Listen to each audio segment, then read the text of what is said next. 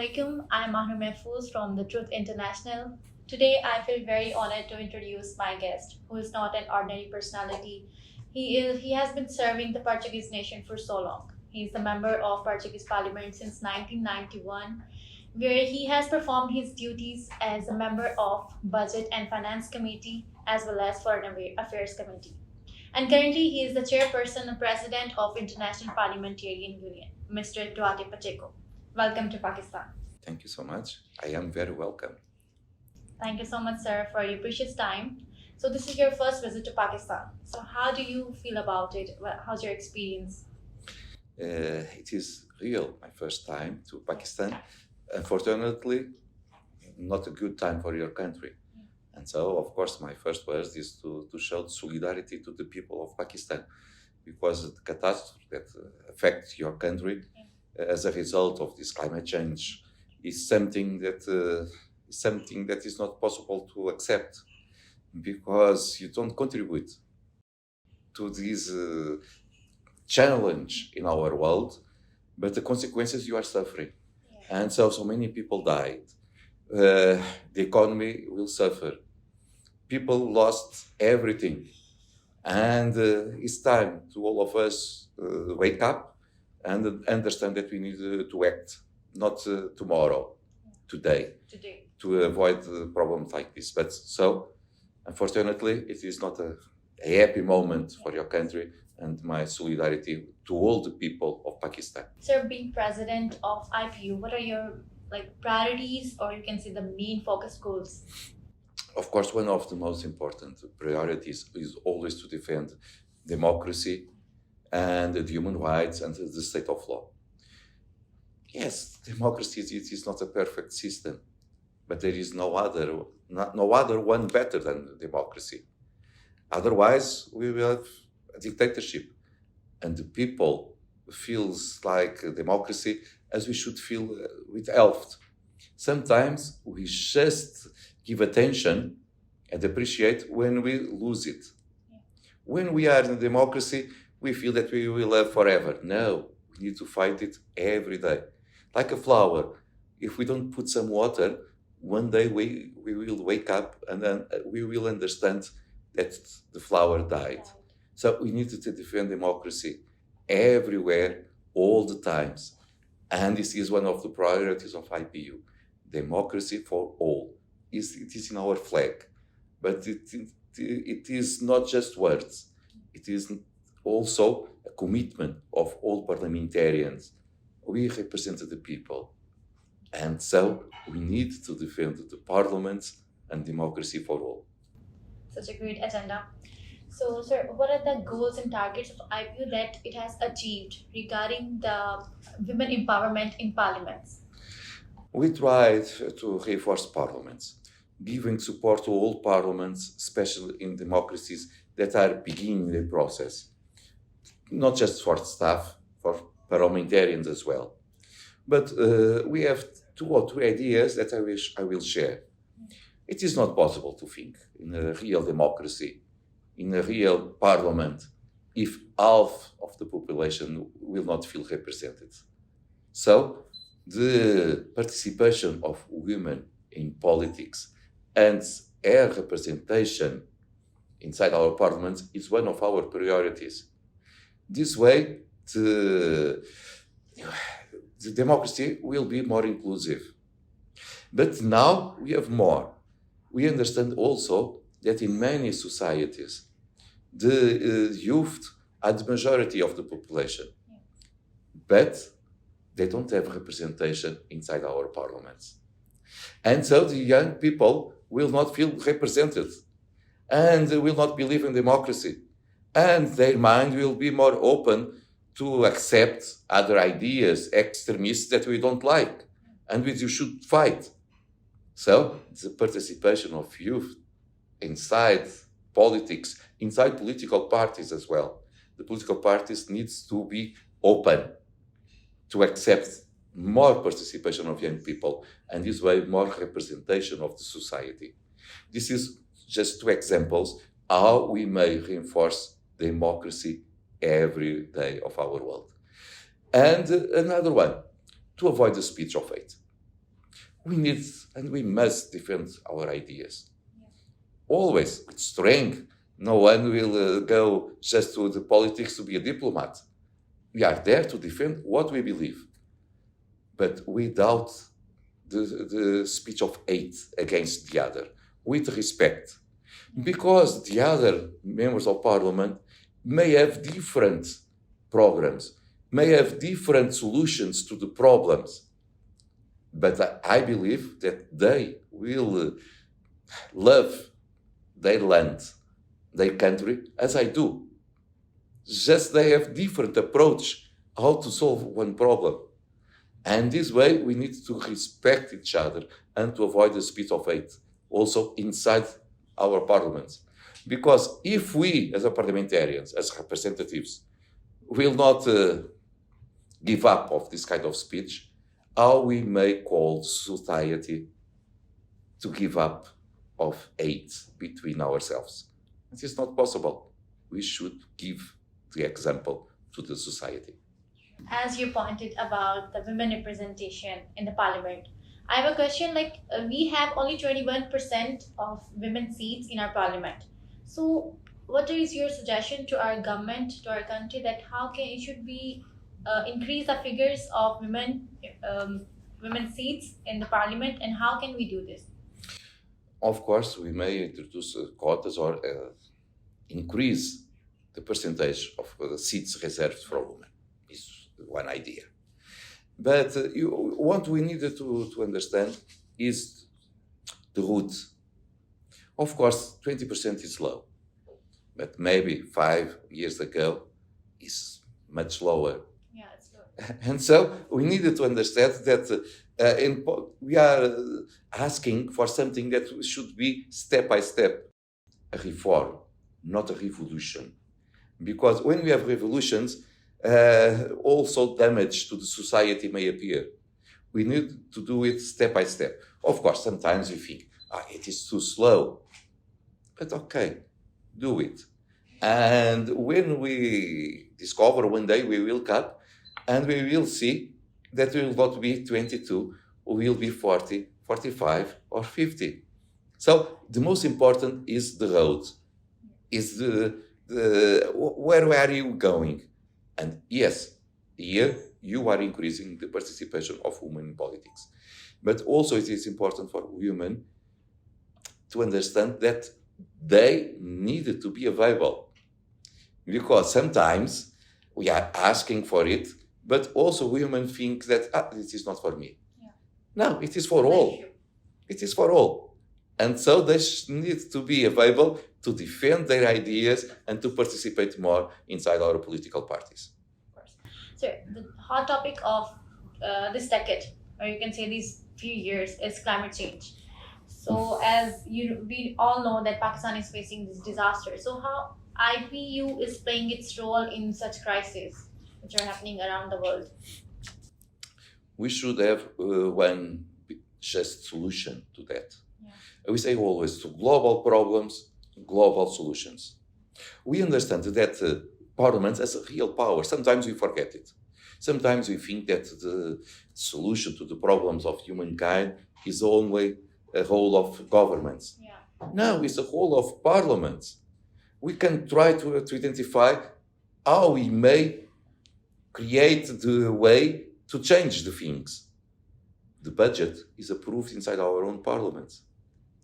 And so we may to say to our own governments, yes, we agree with you, we are supporting you, but this is not the right way to do the things.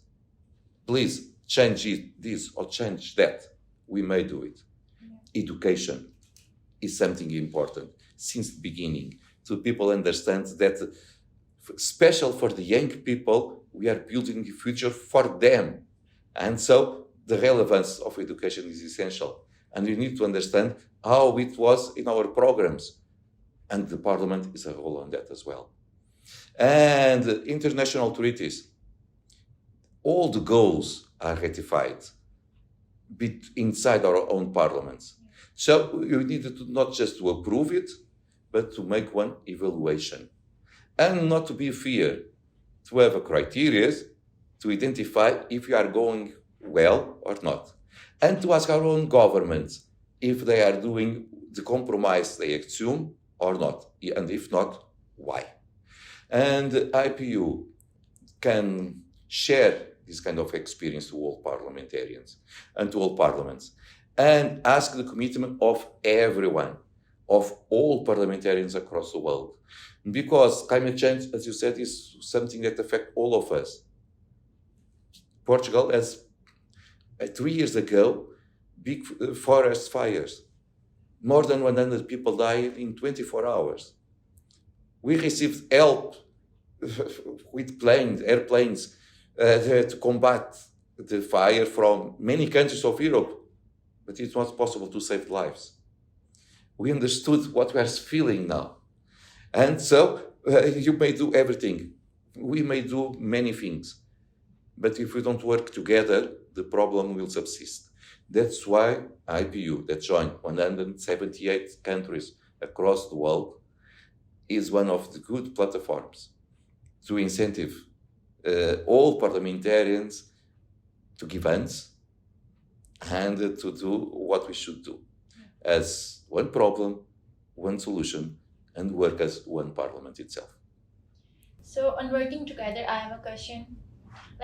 Pakistan is an underdeveloped country which is emitting only 1% of carbon footprints. But unfortunately, we are the ones who are getting affected by it the most, like Bangladesh, Pakistan, India. So, being the president of IPU, who is representing many countries in the world, so can you request other countries or appeal other countries to help Pakistan in order to tackle these issues which we are facing? Of course. Two aspects. Yeah. About catastrophe that we are feeling right now. Of course, I received already a letter from the chairman of the Senate asking to put this topic in our agenda of the assembly that will happen on 10 of October in Kigali, Rwanda.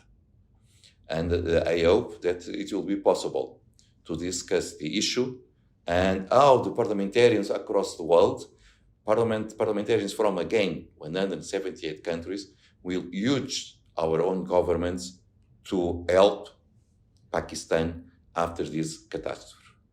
But we are to thinking much more on this, not about the catastrophe itself, but about the problem and how we may. Yes, we needed to understand that the developed economies are the most responsible about the crisis. And so they needed to understand they needed to change more than the developing economies. And we have this topic in our discussion. For instance, we will have the COP27 in Sharm el-Sheikh in November, and we will organize one meeting of parliamentarians to pressure the government and ministers of environment that will attend the conference that the agreement is essential. And finally, we needed to think that the rich countries of the world need to contribute to help the developing countries how to survive after catastrophes and also to change their economy. For instance, Brazil. Brazil has Amazonas forest. And we are saying that, please, it's important to humankind, do not explore Amazonas. And the government of Brazil says, okay, you explore your own resources, and you are asking me to not explore my own resources because it is important to the humankind. Now, if it is important to the humankind, so all countries should give us some compensation because I need to develop my population. I need to give them happiness. And I need to understand that. Otherwise, we that explored before our own resources caused climate change, and now we are asking the developing country to not to do the same and to be developing forever. No, we need to compensate them. And this is one of the issues that also will be on the table of this COP 27, and at the United Nations Assembly.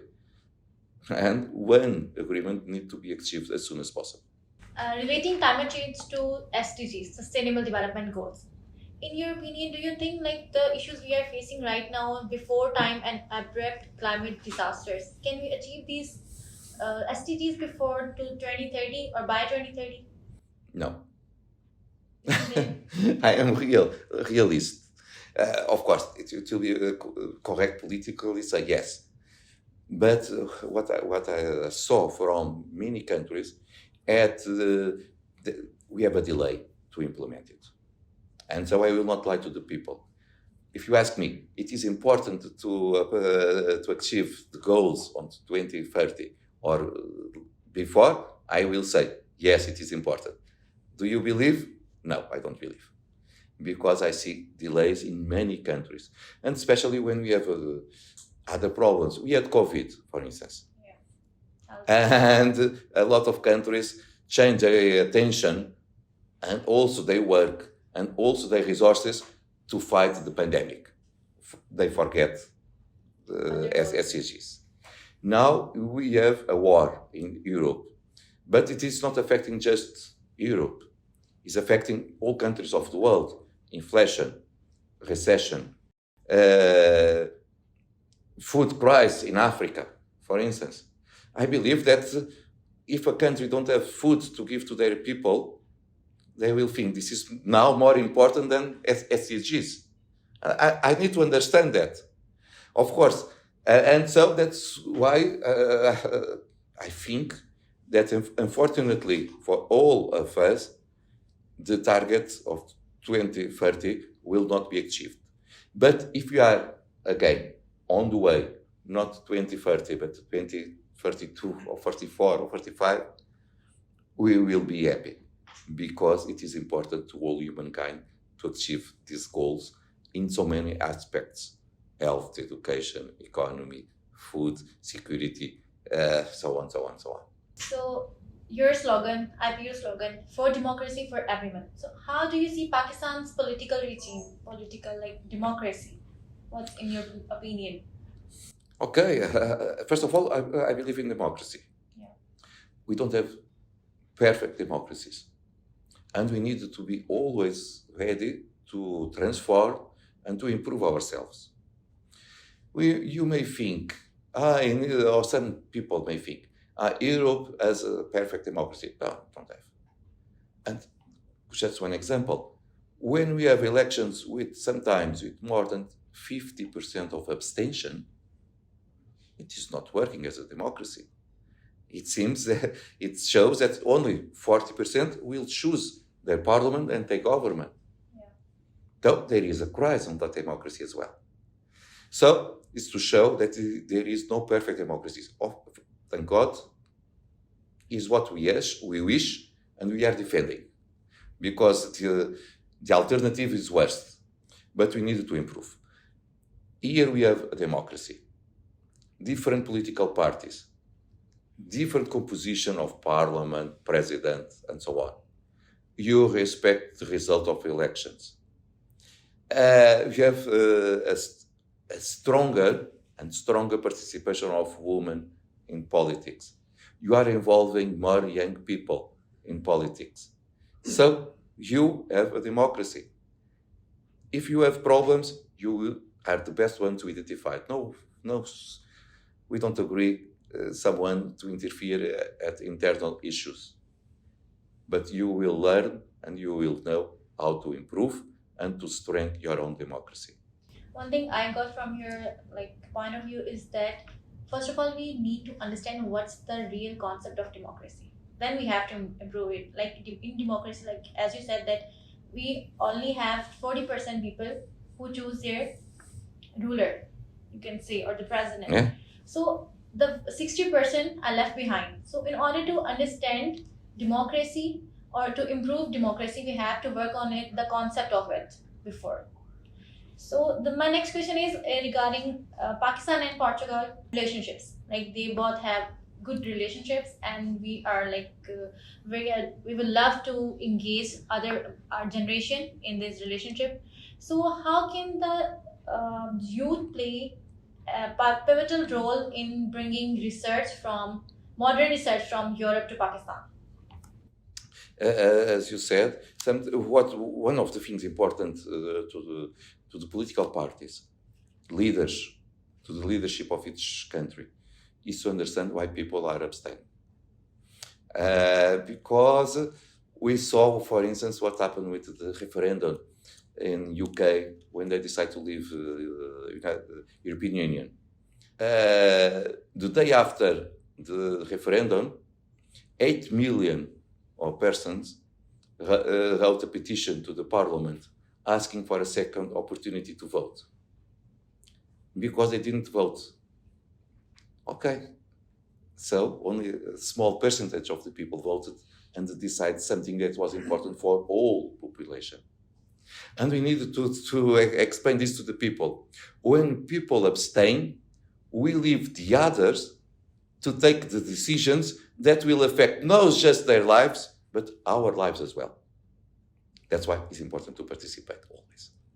And we needed to talk about it. So my last question is that what's your message to the youth? You needed to think that we are building your future. And so, please, do not give up. You should have a lot of dreams. And the dreams can be reality. If you fight for it, if you not give up, if you are open-minded, and if you participate also in politics. Because the leadership will be yours very soon. One day you will wake up and you will understand that you are building your own future. Thank you so much. Such a great and impressive and positive message that you gave earlier. And thank you so much for your time and to share your ideas with us. Thank you. It was a pleasure. And maybe one day I will come back in the most favorable time to Pakistan. I hope so.